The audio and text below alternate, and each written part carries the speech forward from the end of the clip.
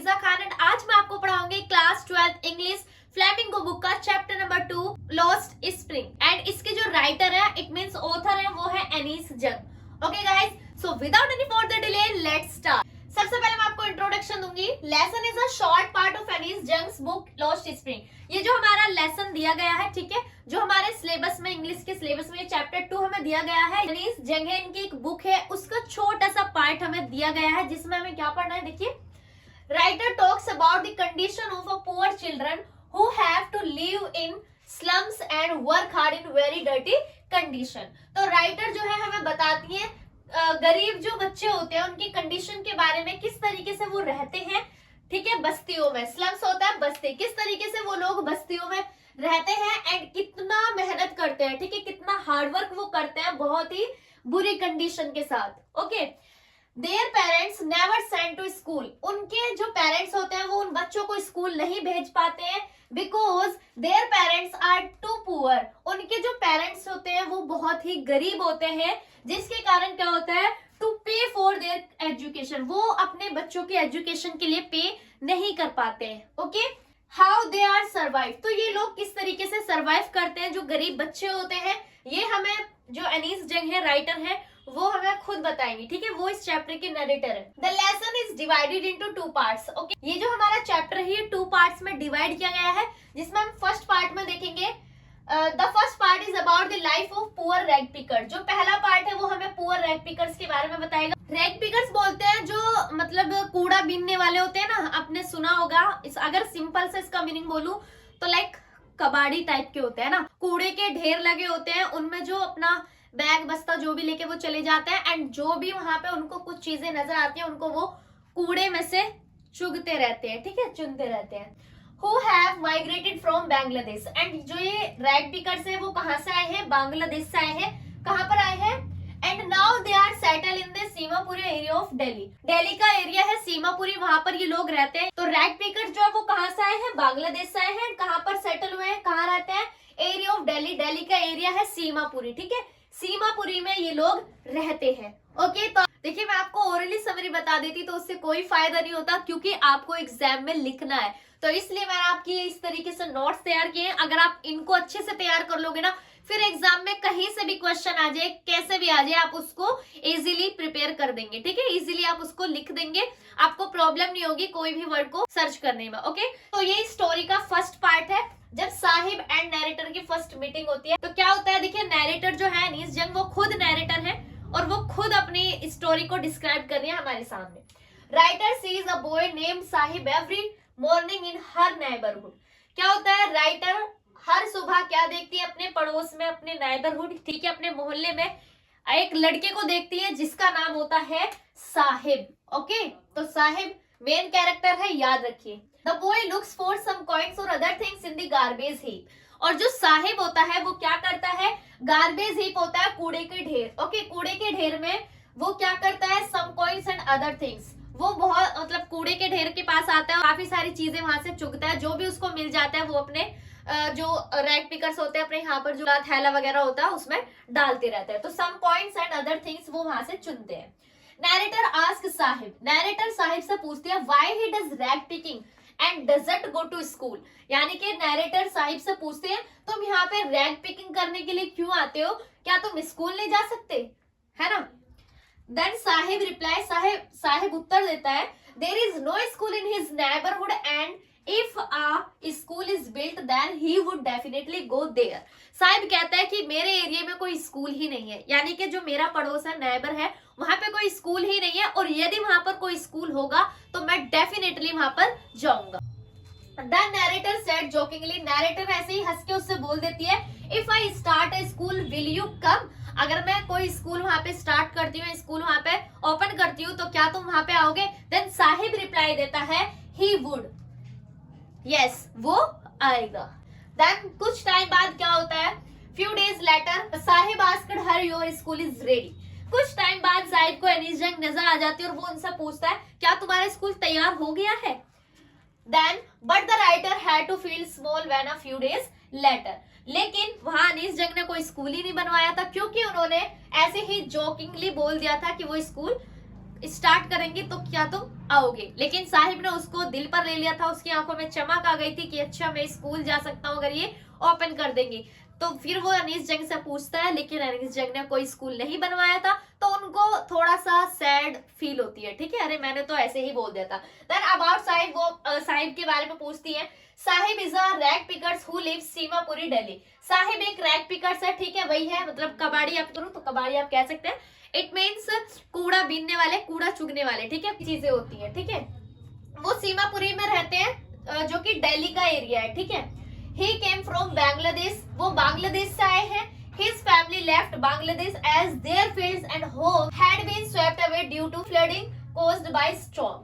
उसकी जो फैमिली है वो बांग्लादेश को छोड़कर आई है क्योंकि उनके जो खेत खलियान थे, घर थे, वो सब चीजें आंधी तूफान की वजह से मतलब उमड़ गए थे, मतलब बारिश वगैरह से वहां पे अब खेत खलियान नहीं होते थे, अनाज नहीं उगता था, वो उनको छोड़कर वहां से आए हैं। और किस होप में आए हैं? They came to India in the hope of finding a good life. और वो इस उम्मीद से इंडिया आए हैं कि उनको एक अच्छा जीवन मिल सके, वो अच्छी तरीके से अपनी लाइफ को सरवाइव कर सके। Searches gold in the garbage heap, और वो क्या करते हैं? कूड़े के ढेर में गोल्ड को सर्च करते हैं, ठीक है, यानी कि वो असलियत में गोल्ड सर्च नहीं करते कि उनको सोना मिल जाए, कोई भी चीज उनको अच्छी सी मिल जाए वही उनके लिए गोल्ड के समान है। Okay, There were a number of rag pickers like Sahib, काफी सारी संख्याओं में वहां पर रैग पिकर्स आए हैं साहिब के जैसे ही, जैसे एक साहिब है इसके जैसे ही काफी सारे लोग भी और है। They were all barefoot, वो हमेशा नंगे पैर रहते हैं। barefoot it means नंगे पैर, ठीक है, वो हमेशा नंगे पैर रहते हैं, उनके पैरों में चप्पलें यानी कि स्लीपर्स नहीं होती है। With some people it is a traditional to go barefoot, और वहां कुछ लोगों का ऐसा मानना है, कुछ लोग तो कहते हैं कि ये नंगे पैर रहना हमारी परंपरा है, ट्रेडिशनल है। ओके, कैरेक्टर जो है साहिब से उसका रियल नेम पूछती है। देन साहिब एक्चुअल नेम हुआ साहिब आलम, साहिब का जो असली नाम है मतलब उसका पूरा नेम जो है वो क्या है? Saheb Alam, which means lord of the universe, but he doesn't understand its meaning. अब जो साहिब आलम है इसका मीनिंग क्या होता है? Lord of the universe, universe of Lord, ठीक है, यानी कि इस पूरे ब्रह्मांड का, इस पूरे यूनिवर्स का मालिक।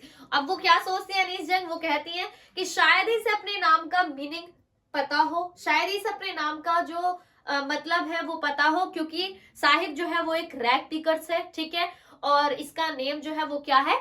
लॉर्ड ऑफ यूनिवर्स, यानी कि Saheb Alam. Rag picker they go to every morning near garbage heap, ये जो रैग पिकर्स होते हैं वो हर सुबह कहाँ जाते हैं? रैग पिकर्स कहाँ जाते हैं? गार्बेज हीप यानी कि कूड़े के ढेर के पास जाते हैं। दे डोंट वेयर स्लीपर, वो हमेशा चप्पल नहीं पहनते हैं, ठीक है, वो कभी चप्पल नहीं पहनते हैं, स्लीपर नहीं पहनते हैं। When narrator ask about the reason, और जब नैरेटर इसका कारण पूछती है, they always give different reason, और वो हमेशा अलग अलग रीजन उसको देते हैं। देन क्या होता है? व्हेन शी गोज देयर, और जो अनीस जंग है राइटर है वो वहां पर चली जाती है।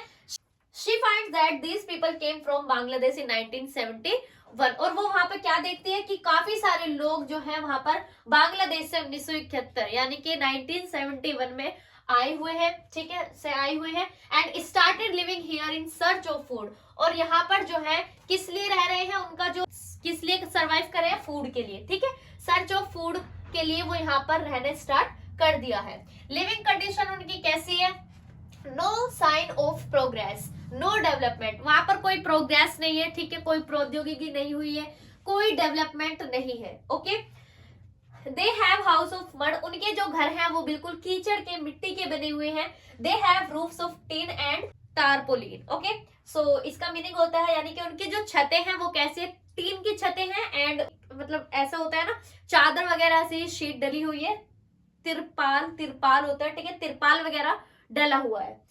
And there is no running of water, वहां पे पानी की कोई सुविधा नहीं है। More than 10,000 rag pickers have lived there for 30 years, और 30 सालों से 10,000 रैग पिकर्स यहाँ पर रह रहे हैं। No identity, only they have ration card to buy grains. अब वो यहाँ पर क्यों आए हैं? खाने के लिए आए हैं, तो इसलिए उनकी कोई पहचान नहीं है। नो आइडेंटिटी, उनकी कोई पहचान नहीं है। Only they have ration card, उनके पास राशन कार्ड है, जैसे हम लोगों के पास राशन कार्ड होता है और हमें अनाज मिल जाता है, ऐसे ही जो गवर्नमेंट है उन्होंने उनको क्या दी हुई है? राशन कार्ड दिया हुआ है, जिसके थ्रू उनको क्या मिल जाता है? अनाज मिल जाता है। ओके, फूड मिल जाता है। रैग पिकर्स क्या कहते हैं? Food is more important than identity, यानी कि उन लोगों के लिए फूड ज्यादा इंपॉर्टेंट है रेदर देन आइडेंटिटी, यानी उनकी नजरों में उनके लिए पहचान कोई मायने नहीं रखती, उनके लिए बस खाना मिल जाए उनके लिए काफी है, इनफ है।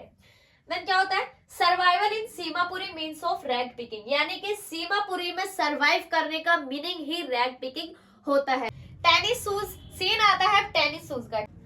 One morning narrator sees Saheb outside the neighbourhood club watching tennis. एक सुबह नैरेटर जो है यानी कि एनिस जंग जो है वो साहिब को टेनिस क्लब हाउस के बाहर देखती है, उसने टेनिस शूज पहने हुए हैं, ठीक है। Saheb was wearing tennis shoes, उसने टेनिस शूज पहने हुए हैं which were discarded by a rich boy. अब वो सोच रही है कि साहिब ने जो शूज पहने हैं उसमें छेद भी हो रखा है, ठीक है। तो वो सोचती है, साहिब के टेनिस शूज देखकर सोचती है कि ये तो खरीदेगा नहीं, तो इसे कहीं ऐसे ही मिल गए होंगे या किसी रिच बॉय ने उसको, उसके पुराने हो गए होंगे और उसने उसको साहिब को, रिच बॉय ने साहिब को दे दिए होंगे।